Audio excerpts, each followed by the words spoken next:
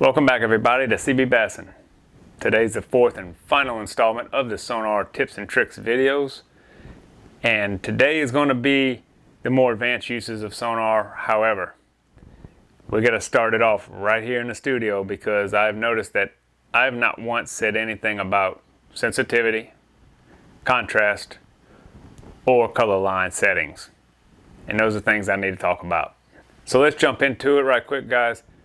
I have some screenshots, images to show you guys what I'm talking about and show you what you should be looking for when setting your units up. Alright, on this first image here, you got a pretty darn good image. You got some fish that are different colors than the others, which is good. You want some of the fish that are on the outside edges of the cone to show up as different colors. So you want a good definition of fish. I would like to see this image a little bit hotter, a little bit more sensitivity. It's on auto right now. I prefer auto most of the time, and I would tell you, especially when you're starting out, use auto. The autos are good settings on these units. They change. It changes all the time as the depth changes and the temperatures change, so you don't have to worry about it. The only time I turn mine off auto is when I'm on the bow vertically jigging and I don't want it changing on me. I want it to stay at one setting so I know what I'm looking at all the time. So it's not always changing on me. But all the other times when I'm just fishing down the bank or I'm just, idling, my unit is set on auto. But like I said, I would probably set this one to about auto +3, +4, somewhere around there. Get a little bit more information out of it. Now, this next image is sensitivity way too high. You're at auto +23. That is way too high. As you can see, it's nothing but yellow. The fish are all yellow. You can't tell the difference between anything, and there's way too much clutter. The fish are being hidden by the clutter. And here we have sensitivity way too low. We're at auto -7. We lost half the bottom, as you can see, and we lost half the fish or more. This is just way too low on sensitivity, and that's only auto -7. So I would definitely stay a little bit warmer than auto because it seems to stay down on the low side. All right, color line. Color line affects the color of the images on your unit. Sensitivity does too, to a point, but color line really changes. Like, as you can see in this image here, we have some fish here that have red and yellow in them, some fish that just have red, some have red and blue, and some have just blue. That's what you want, a good definition of the fish, so that you know which fish are below you, which fish are on the side of you. That color line's too high. It's at 90%. It's all yellow. I can't tell bottom hardness anymore because the whole bottom is yellow. Yellow is supposed to mean hard bottom, red is a little bit softer, and blue is even softer. But right now this whole bottom is yellow. All the fish are yellow. It's just way too much. You have to turn it down a little bit so that you can determine what your bottom hardness is and where your fish are. Now this next image is just a color line way too low. It's at 29% and everything is blue.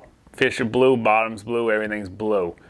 It's the opposite of the yellow, but it's the same problem, as in you can't tell the bottom hardness or where the fish are. Now we're going to be jumping into the structure scan part of this. The structure inside imaging and scan, or whatever your units call it, they have contrast. They don't have sensitivity or color line, they have contrast.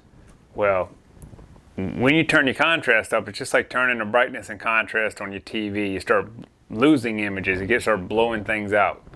And you turn it down, you start losing things into shadows. So it's the same exact thing. As you see on this first image here, you've got on your right hand side a little bit of a blown out area. It's a little bit bright. However, if you look at the rest of the image, it looks good. So what that's telling me is that's a hard bottom contour change right there next to me. The bottom's coming up really hard right next to the boat, and then on the left it goes down into this little gully or into a little valley and then flattens out. I like that. It's a little bit bright in that one area, but I think it looks good. On the next one here, as you can see, it is just completely blown out. It's whited out. You can't tell any details at all anymore. You've lost everything. So that's way too hot. Now on the next image, it's dark. Now some people may like this, but it's kind of dark for me, especially when you're outside and you got sun glare on your unit. Now if you look out there on the side toward almost the 80 foot, there's a black line. Don't mind that. This is on simulator mode, so this is not due to the contrast settings. This is just, it doesn't show out the 100 foot evidently. But you can still see details, so it's not like it's bad. This is more of a personal preference now at this point, but I don't like it. It's a little dark. Now if you look up above that in the same image here, you got a boulder on the right hand side of the screen. You can see a lot of detail in that boulder, and even in the slate below it, there's a lot of detail there. That's a very good contrast setting. Now that's the same picture. Well, it's moved a little bit, but the boulder now is in the middle of the picture, right above the plus and minus sign, and it has lost all the detail because it is way too hot, too much contrast, way too bright. That's not what you want. You're missing a lot of things when you do that. When you turn up that contrast that high, you're missing a lot of details. And now this is again a personal preference. This contrast is a little low for me, but some people might like it. Alright guys, that's it for here in the studio, but we're going to take it out into the field where I'm going to go over the more advanced uses of sonar and the benefits of using multiple units and how to get your multiple units on one boat talking together and working together. I personally run 3 units on my boat. 2 of them are here at the console, 1 at the bow. And these units are networked together through the NEMA network. If you're going to get more advanced than this, you're going to get to use your sonar more often. It's essential. It makes it so much easier because now when I mark a waypoint on one of these units, all of them get it. So when I mark spots here while I'm idling around, I go to the bow to fish them. The waypoint's already marked up there, so I don't have to try to find it, go over the top of it with my front unit and mark it, or type in coordinates. It's already there. It's already shared through the NEMA cord. Also, the NEMA cord covers this guy right here. That is a 0.1 antenna. And when you're fishing offshore, that is well worth the money. What it does is it gives you a heading sensor. That 0.1 antenna has a heading sensor, knowing where the front of the boat is pointed at all times. It also keeps the front of the boat pointed the way it is on the screen. So let's say I'm at a spot I know y'all have all been there. You're at a spot, you're fishing offshore, and then the boat starts to drift back. Well, then all of a sudden the whole GPS screen flips around, and it's very disorienting. With this, it doesn't do that. All it shows is your arrow on the screen drifting backwards. And that makes it awesome. I mean, I can keep my screen pointed at the object I'm fishing, and it'll just move the boat back and forth as I move. That is very vital. If you don't have it, what you're going to do is you're going to get pissed off at the screen because it keeps turning around. You're going to get tired of trying, and you're just going to go back to pounding the bank. So if you want to really get out there and really start using your electronics, I think the 0.1 antenna is a very, very good buy. Now, this is Lowrance calling it a 0.1 antenna. I don't know what Humminbird calls it. I know Humminbird has their own type also, and I believe Garmin probably has it also. I'm not sponsored by any of these guys. I'm not telling you which one to buy. I'm just saying they all have their own better GPS. The units themselves have GPS internally, but it's not good enough to fish offshore. You know, it's good enough to get you, okay, I'm back to this bayou here. But as far as fishing offshore, you need that 0.1 antenna. It updates very fast, and like I said, it has a heading sensor. Alright, now when I'm running, looking for structure, looking for something along the bottom, I'm running these two screens here on my dual units. The main reason I run 2 units here is that I can have the most screen for each item. So for a down, I have a whole entire screen. For the side, I have the whole screen for my side images, so I have a lot more area to view. And same with the sonar. That's why I run 2 units. And also when I'm running to different places, I'll usually run this screen, chart and sonar. And what I'll do, if it gets to be a pain in the neck, like if I'm trying to cross a lake and I'm looking for one bayou across the other side of the lake, but I want to be zoomed in here to see what contours I'm at, if it's shallow, I'll put this one to chart also, and I'll zoom this chart out so I can see where I'm headed with the heading line and line it up with the bayou I'm headed to.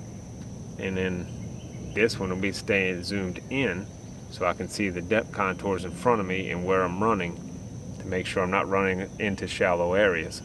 That's the 3 setups that I usually use these 2 units for. This one usually stays on sonar or chart. Sometimes I will put this one on this one, and I'll put this one all right side on my side scan and this one all left side, so that I have an even bigger screen to view on my side imaging. But that's just a helpful part of it, of having 2 units. Now the NEMA network, that is this cord right here. That's this cord right here that goes in. That's a black cord, goes in the back of the unit. I believe that Humminbird, Garmin, and all of them use NEMA also. I'm not sure on that, but I do know that each unit has an ability to be networked. Or not each unit, each brand has their ability to be hooked up to their units. So if you have multiple Humminbirds, multiple Garmins, multiple Lowrance, you can hook them all together and link them all together. When you network these things through the NEMA network, the rear transducer in the hull goes through this back unit here. Well, I can use that on this unit next to it or the front unit, and vice versa. I can use the transducer on the trolling motor through this unit or this unit, all because it's linked together with the NEMA network. All you gotta do is go through your source and hit, you know, HDS 9, HDS 12, HDS 10. You just choose which one you want to pull your information from. So let me go ahead, I'm gonna idle out here and I'm gonna show you guys what it looks like when you, this is all blurred right now. So you see, this is why I use two screens. I have so much viewing area to use. I can see so much detail. But I know a lot of people don't have 2 units, so you can split the screen here, but what's going to happen is now I'm looking at, let's go with a 4 split. Now you're looking this, that's 100 foot this way and 100 foot this way in that one area. So everything is so small, you're not going to be able to make it out. So if you're going to do 1 unit, I suggest go with a 3 split, sonar down and side, and put your side across the whole screen so that you use all the real estate you can to get a better image. Now let's go up front. I'm going to show you what I'm talking about with the 0.1 antenna. Okay, so this blue line is where the boat is pointed, and this line is where the boat's headed. So let me see. As you can see, this, I've marked a drop off with waypoints. That's another tip. If you don't have the ability to do Sonar Chart Live or Genesis Live or AutoChart Live, you can mark the top of the drop with waypoints so you can see where the drop off is, and you can position and cast to it later. Now, as you can see, this drop off right here, I'm gonna line up my blue line, which is where my boat is headed, with it.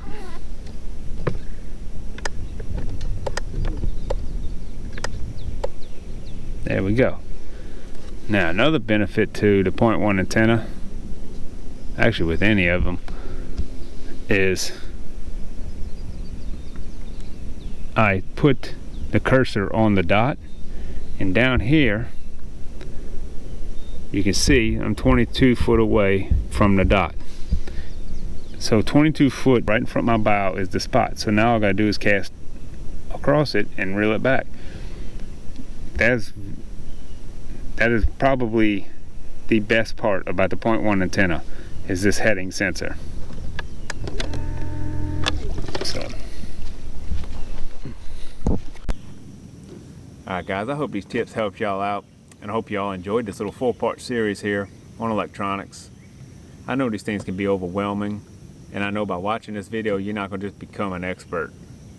But I hope I gave y'all some little tips that might lead you in the right direction. Time on the water can't be replaced, so get out there and use them, stare at them. It'll start coming to you, and before long you're going to wonder how you did without them. If y'all like these videos, please subscribe, share them with your friends, like on them, and until next time, y'all be careful and have fun.